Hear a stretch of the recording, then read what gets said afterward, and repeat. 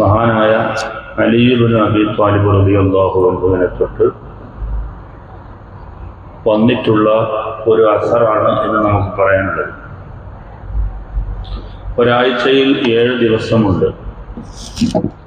ആ 7 ദിവസങ്ങളിൽ ഓരോ ദിവസവും എന്തിനെല്ലാം ഉപയോഗപ്പെടുത്താമെന്ന് അലി ഇബ്നു അബീ ത്വാലിബ് റളിയല്ലാഹു അൻഹു പറഞ്ഞതായി ഇമാം മുനാവി റളിയല്ലാഹു അൻഹു തന്റെ ഫൈദുൽ ഖദീറിൽ രേഖപ്പെടുത്തുന്നു. നിഅമൽ യൗമു അസ്സബ്തു ഹഖാ ലിസൈദിൻ ഇൻ അറദ്ത ബിലംതിറാഇ. ആഴ്ചയിലെ തുടക്കം നമ്മൾ ഞായറാഴ്ചയാണ് എണ്ണിപ്പോരുന്നത്. മഹാനായ ഇമാം നവവി റളിയല്ലാഹു അൻഹു മിൻഹാജിൽ രേഖപ്പെടുത്തിയത് ആഴ്ചയിലെ തുടക്ക ദിവസം ശനിയാഴ്ചയാണ്. അതെന്തോ ആവട്ടെ, വിഷയമുള്ള കാര്യമല്ല. ഏതായിരുന്നാലും ശനിയാഴ്ച മത്സ്യം പിടിക്കാൻ പോകുന്ന, വേട്ടയാടാൻ പോകുന്ന ആളുകൾക്ക് നല്ല ദിവസമാണ് എന്നതിൽ ഒരു സംശയവുമില്ല എന്ന് അലി ഇബ്നു അബീ ത്വാലിബ് റളിയല്ലാഹു അൻഹു പറയുന്നു. ഹാഫിദു ദിമ്യാത്ത് എന്ന് പറയുന്ന മുഹദ്ദിസ്, അദ്ദേഹമാണ് ഇത് അലി ഇബ്നു അബീ ത്വാലിബ് റളിയല്ലാഹു അൻഹു ആണ് പാടിയത് എന്ന് പ്രഖ്യാപിച്ചത്. അപ്പൊ വേട്ടയാടാൻ പോകാൻ ഏറ്റവും നല്ല ദിവസം ശനിയാഴ്ച. ശനിയാഴ്ചയുടെ കാര്യത്തിൽ നമുക്കറിയാലോ, ജൂതന്മാർക്ക് അല്ലാഹു തആല ആരാധനയ്ക്ക് കൊടുത്ത ദിവസമായിരുന്നു ശനിയാഴ്ച. ക്രിസ്ത്യാനികൾക്ക് ഞായറാഴ്ച കൊടുത്തു, മുസ്ലിങ്ങൾക്ക് വെള്ളിയാഴ്ച കൊടുത്തു, ജൂതന്മാർക്ക് ശനിയാഴ്ചയും കൊടുത്തു. നമുക്ക് ഇന്ന് എവിടെ നിന്നും ആരാധിക്കാം. അത് ഈ ഉമ്മത്തിന്റെ പ്രത്യേകതയാണ്.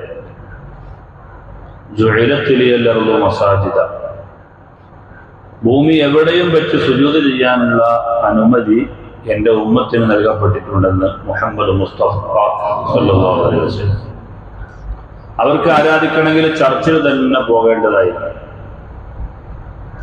അതുപോലെ അവരുടെ പള്ളിയിൽ പോയിട്ട് തന്നെ ആരാധിച്ചാൽ മാത്രമേ അവർക്ക് ആരാധനയായി സ്വീകരിക്കപ്പെടുകയുള്ളൂ. അതുകൊണ്ട് ശനിയാഴ്ച ജൂതന്മാരുടെ ആരാധനാ ദിവസമാണ്. അന്ന് നിങ്ങൾ വേട്ടയാടാൻ പാടില്ല എന്നായിരുന്നു ഖുർആൻ നിർദ്ദേശിച്ചിരുന്നത്. അതുകൊണ്ട് അവർക്ക് സത്യത്തിൽ അന്ന് മീൻ പിടിക്കാൻ പോയാൽ ഒടുക്കത്തെ മീനാണ്, ഭയങ്കര മീൻ. അല്ലാത്ത ദിവസമൊന്നും അത്ര കിട്ടുന്നുമില്ല. അങ്ങനെ അവര് വേട്ടയാടുന്നതിൽ നിന്ന് രക്ഷപ്പെടുന്നതിന് വേണ്ടി സമുദ്രത്തിൽ നിന്ന് ഒരു വലിയ ചാലുണ്ടാക്കിയതാണ്, ഒരു വലിയ കനാല്. എന്നിട്ട് അവരുടെ വീടിന്റെ വളപ്പിൽ തന്നെ വലിയ കുഴി ഉണ്ടാക്കി. അപ്പൊ ആ കനാല് വഴിയായി മീൻ ഇങ്ങനെ കയറി വന്ന് ഈ കുഴിയിൽ വന്ന് വീഴും. ശനിയാഴ്ച പള്ളിയൊക്കെ കഴിഞ്ഞ് വരുമ്പോഴേക്ക് ഇഷ്ടം പോലെ വിഭവങ്ങളായിട്ടുണ്ടാകും. അപ്പൊ ഈ ഒരു തന്ത്രം അവർ പ്രവർത്തിച്ചപ്പോ അല്ലാഹു തആല അവർക്ക് പരീക്ഷണമായിട്ട് അവരെയൊക്കെ കുരങ്ങന്മാരാക്കി മാറ്റി എന്ന ഒരു സംഭവം ഖുർആൻ പറയുന്നുണ്ട്. ഫകൂനു ഖിറദതൻ ഖാസിഈൻ, നിങ്ങൾ നിന്യന്മാരായി കുരങ്ങന്മാരാവുക, അല്ലെങ്കിൽ കുരങ്ങന്മാരായ നിന്യന്മാരാവുക.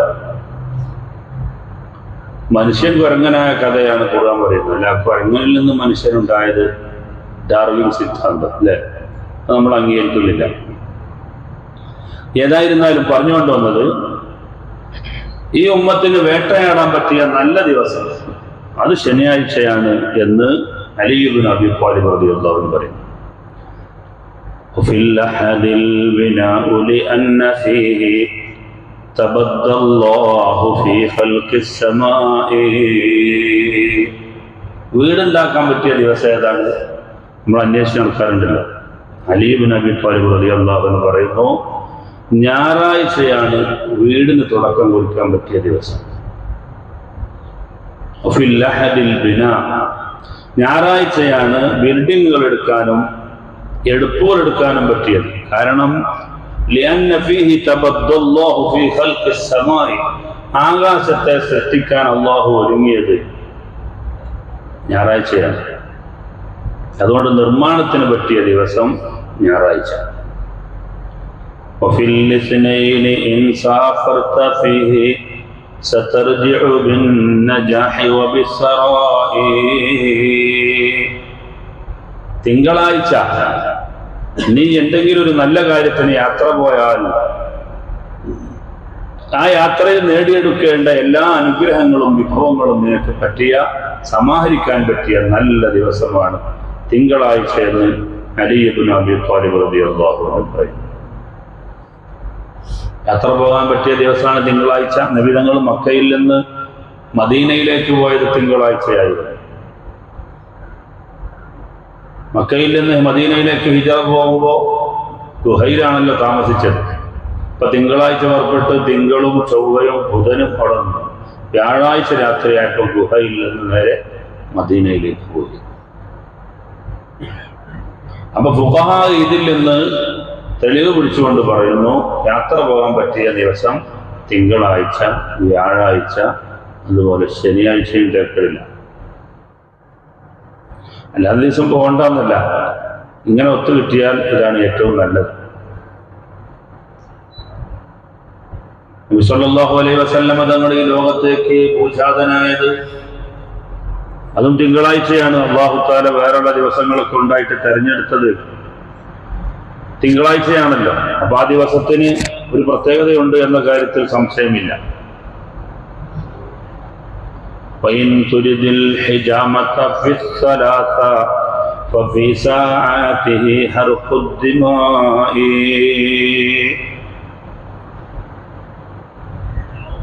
ചൊവ്വാഴ്ച ദിവസം കൊമ്പ് വെക്കാൻ, കൊത്തിവെക്കാൻ, അതുപോലെ തന്നെ രക്തം പൊടിയുന്ന ഒരു പ്രവർത്തനവുമായി ബന്ധപ്പെടാൻ പാടില്ല.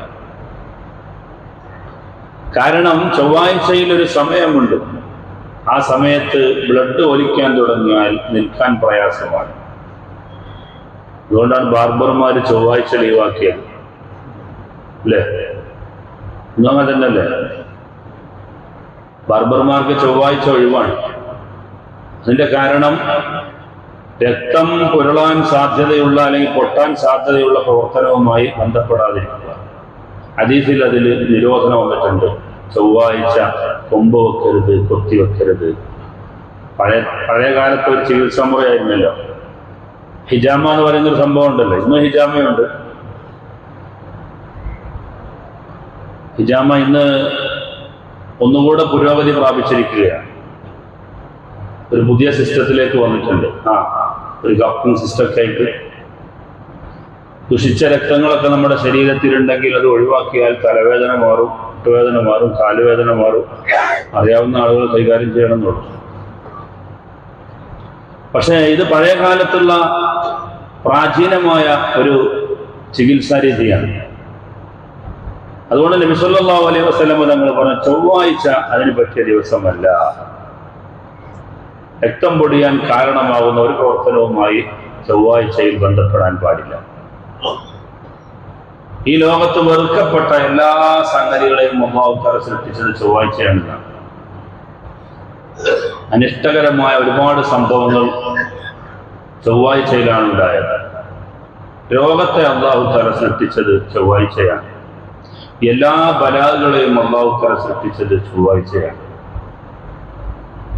ശൈത്താനിനെ അല്ലാഹു തആല ഭൂമിയിലിറക്കിയത് ചൊവ്വാഴ്ചയാണ്.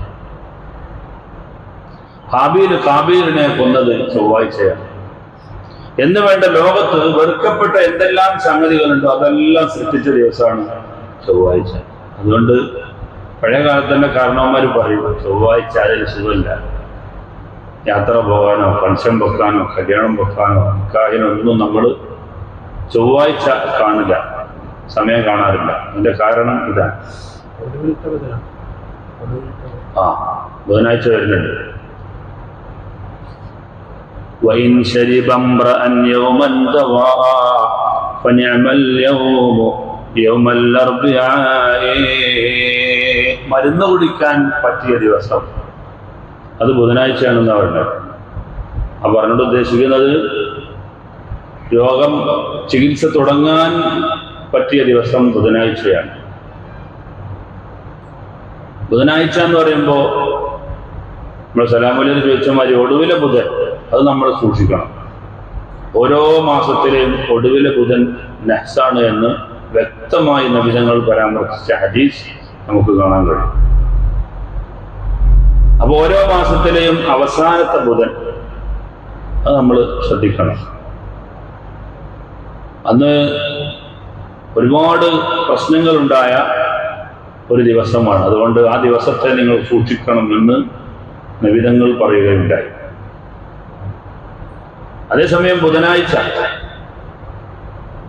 അത് പഴയ കാലത്തൊക്കെ ആലിമീങ്ങൾ ഇപ്പോഴും അങ്ങനെ തന്നെയാണ്. പള്ളി ദർസുകളിൽ കിതാബ് ഓതാൻ തുടങ്ങുന്നത് ബുധനാഴ്ചയാണ്. അതിന്റെ കാരണം അല്ലാഹു നൂറിനെ സൃഷ്ടിച്ചത് ബുധനാഴ്ചയാണ്. പ്രകാശ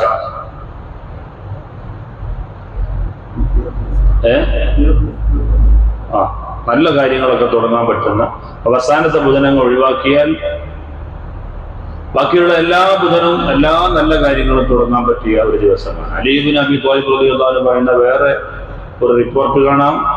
ബുധനാഴ്ച തുടങ്ങിയ ഏതൊരു കാര്യമുണ്ടോ അത് നല്ല നിലയിൽ പര്യവസാനിപ്പിച്ചിട്ടല്ലാതെ ഇല്ല.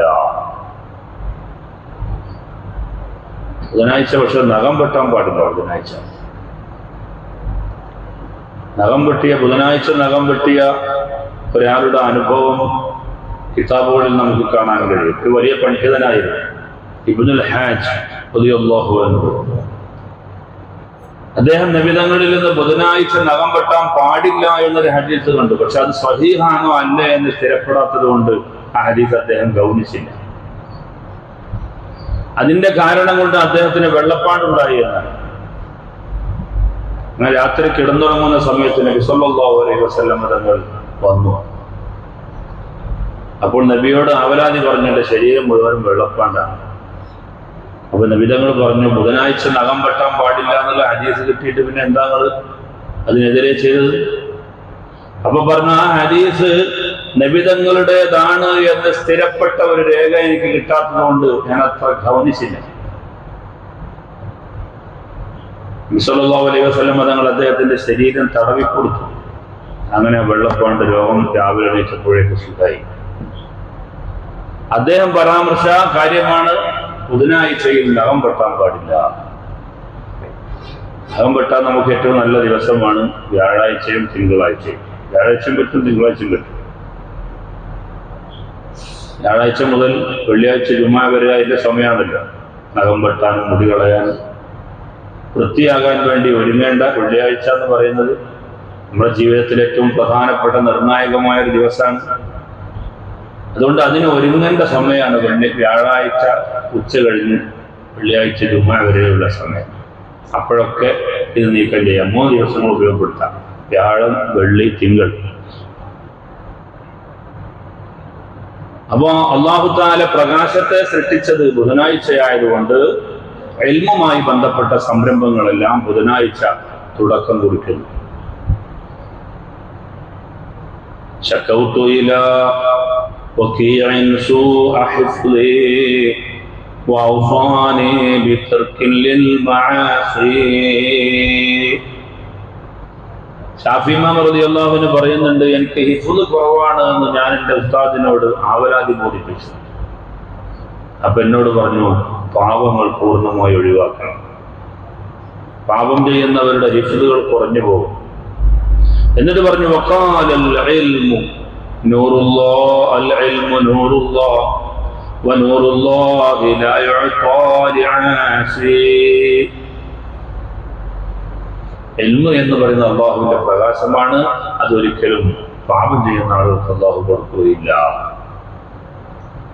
അതുകൊണ്ട് ഇൽമിനെ, നൂറിനെ അല്ലാഹു തആല ബുധനാഴ്ചയിൽ സൃഷ്ടിച്ചതുകൊണ്ട് ഇൽമുമായി ബന്ധപ്പെട്ട ഒരു സ്ഥാപനത്തിന്റെ തുടക്കം അല്ലെങ്കിൽ പുതുവത്സരാരംഭം, പ്രവേശനോത്സവം ഒക്കെ വെക്കാൻ പറ്റിയ ദിവസമാണ് ബുധനാഴ്ച. وفي يوم الخميس قضاء حاج فإن الله يأذن بالقضاء. ഏതോ ഒരു നല്ല കാര്യങ്ങൾ നിർവഹിക്കാൻ പറ്റിയ ദിവസമാണ് വ്യാഴാഴ്ച ദിവസം. ഫിൽ ജുമുഅത്തി തസ്ബീഹും വഉർസുൻ ولذات الرجال مع النساء. വെള്ളിയാഴ്ചയാണ് നിക്കാഹ് നടത്തേണ്ട ദിവസം. സത്യത്തിൽ വെള്ളിയാഴ്ചയാണ് നിക്കാഹ് നടത്താൻ പറ്റിയ ഏറ്റവും നല്ല ദിവസം. അന്ന് ആർക്കും ഒഴിവില്ലാത്തതുകൊണ്ട് വെള്ളിയാഴ്ച നടത്തുന്നില്ല. വെള്ളിയാഴ്ച സെപ്പറേറ്റ് നിക്കാഹ് വെക്കുന്ന ദിവസങ്ങൾ, കല്യാണം അല്ലാത്തൊരു ദിവസം നിക്കാഹ് വെക്കുകയാണെങ്കിൽ വെള്ളിയാഴ്ച നമുക്ക് പരിഗണിക്കാം. വെള്ളിയാഴ്ച രാവിലെ, അത് പള്ളിയിലാവുമ്പോൾ വളരെ ശ്രേഷ്ഠമായി. വെള്ളിയാഴ്ച രാവിലെ നാമുമായി ബന്ധപ്പെട്ട ആളുകൾ കിട്ടുന്നില്ല എങ്കിൽ അന്നത്തെ വൈകുന്നേരം ആക്കിയാലും തിരക്കടില്ല, വെള്ളിയാഴ്ചയുടെ മാത്രം കിട്ടും. മഹാനായ ഇബ്നു ഹജർ അൽ-ഹൈതമി റളിയല്ലാഹു അൻഹു തുഹ്ഫയിൽ അത് രേഖപ്പെടുത്തിയിട്ടുണ്ട്. ഭാര്യയും ഭർത്താവുമായി ശാരീരികമായി ബന്ധപ്പെടാനും സംസർഗം നടത്താനും പറ്റിയ ദിവസവും വെള്ളിയാഴ്ചയാണ്. വഹദൽ ഇൽമു ലാ യദ്രീഹി ഇല്ലാ നബിയ്യുൻ ഔ വസിയ്യുൽ അംബിയാഇ. ഈ ഇൽമുണ്ടല്ലോ, ഇതൊരു പ്രവാചകനോ ആ പ്രവാചകൻ വസിയത്തേൽപ്പിച്ച ആളുകൾക്കോ അല്ലാതെ അറിയില്ല എന്ന് അലി ഇബ്നു അബീ ത്വാലിബ് റളിയല്ലാഹു അൻഹു പറയുകയാണ്. ഇമാം മുനാവി റളിയല്ലാഹു അൻഹു ഫൈദുൽ ഖദീറിന്റെ 1-ാം വാല്യം 62-63 പേജുകളിൽ ഇത് രേഖപ്പെടുത്തിയതായി നമുക്ക് കാണാൻ കഴിയും. ഓരോ ദിവസവും ചെയ്യേണ്ട വിശാലമായ പരാമർശങ്ങൾ വേറെയും നമുക്ക് കാണാം. നമ്മൾ അതിൽ നിന്ന് ഒരല്പം മാത്രം എന്ന് പറഞ്ഞു ഉള്ളൂ. ഇൻഷാ അല്ലാഹ് ബാക്കിയുള്ളതെല്ലാം അവസരം പോലെ നമുക്ക് പറയാം. അല്ലാഹു സുബ്ഹാനഹു വ തആല തൗഫീഖ് ചെയ്യുമാറാവട്ടെ. അല്ലാഹു ഈ സമയത്തിന്റെ ബർക്കത്ത് കൊണ്ട് നമ്മുടെ ജീവിതത്തിൽ അല്ലാഹു ഖൈറും ബർക്കത്തും വർദ്ധിപ്പിച്ചു തരുമാറാവട്ടെ. അല്ലാഹു ഈ മസ്ജിദിന്റെ, ഈ സദസ്സിന്റെ, ഈ സമയത്തിന്റെ ഹഖ് ജാഹു ബർക്കത്ത് കൊണ്ട് സാധുക്കളായ ഞങ്ങളുടെ ജീവിതത്തിൽ വന്നുപോയ എല്ലാ പാപങ്ങളും നീ പൊറുക്കണേ റഹ്മാനേ. അല്ലാഹുവേ, ഞങ്ങളുടെ എല്ലാ ഹലാലായ മുറാദുകളും നീ ഹാസിലാക്കി തരണേ റഹ്മാനേ. ഞങ്ങൾ തുടങ്ങി വെച്ച മുഴുവൻ കാര്യങ്ങളുടെയും സംരംഭങ്ങൾ എല്ലാം നീ പൂർത്തീകരിച്ചു തരണേ റഹ്മാനേ. അല്ലാഹുവേ, ഞങ്ങൾക്ക് ആഫിയത്തുള്ള ദീർഘായുസ്സ് നൽകണേ റഹ്മാനേ. ഈമാനും തഖ്വയും ഞങ്ങൾക്ക് നീ വർദ്ധിപ്പിച്ചു തരണേ റഹ്മാനേ. ഈ ലോകത്തോട് വിട പറയുന്ന സമയത്ത് ലാ ഇലാഹ ഇല്ലല്ലാഹ് എന്ന കലിമത്ത് ഷഹാദ ചൊല്ലി മരിക്കാൻ ഞങ്ങൾക്ക് എല്ലാവർക്കും നീ തൗഫീഖ് നൽകണേ അല്ലാഹ്. ഈ പള്ളിയുടെ ചാരത്ത് അന്ത്യവിശ്രമം കൊള്ളുന്ന മുഅ്മിനീങ്ങളുടെ അർവാഹുകളിലേക്ക് ഈ മഹത്തായ സദസ്സിന്റെ പ്രതിഫലത്തെ നീ എത്തിക്കണേ റഹ്മാനേ. അവരെയും ഞങ്ങളെയും നിന്റെ ജന്നാത്തുൽ നഈം നിർമ്മിച്ചു കൂട്ടണേ അല്ലാഹ്. ആമീൻ ബിറഹ്മതിക യാ അർഹമർ റഹീമീൻ. സല്ലല്ലാഹു